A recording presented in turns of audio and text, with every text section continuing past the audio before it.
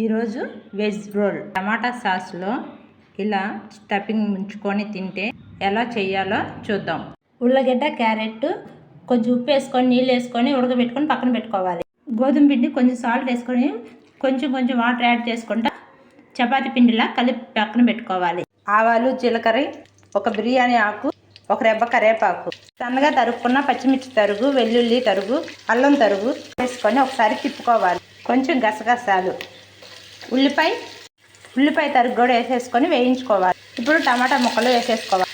తర్వాత క్యాప్సికం కూడా వేసేసుకొని కచ్చా పచ్చాగా వేయించుకోవాలి.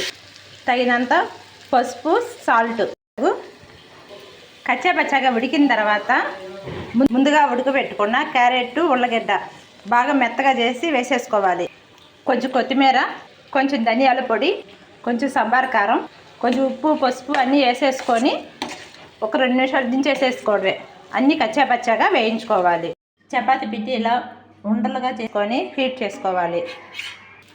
హీట్ అయిన తర్వాత రెండో సైడ్కి టర్న్ చేసుకోవాలి. 2 సైడ్లు ఇలా బాగా కాల్చుకొని ప్లేట్లో తీసేసుకోవాలి. మిగిలిన చపాతీలు కూడా ఇలా 2 సైడ్లు కాల్చుకొని తీసి పక్కన పెట్టుకోవాలి. చపాతీ మీద టమాటా సాస్ ఇలా వేసి ఈవెంట్గా మొత్తం స్ప్రెడ్ చేసుకోవాలి.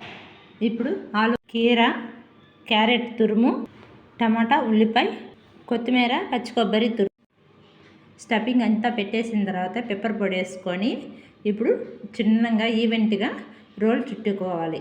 ఫైనల్ నిమ్మకాయ రసం ఇలా వీలైనంత వాటికి సన్నగా రోల్ చేసుకోవాలి. Veg roll. ఈ వెజ్ రోల్ మీకు నచ్చితే లైక్ చేసి సబ్స్క్రైబ్ చేసుకొని షేర్ చేయండి.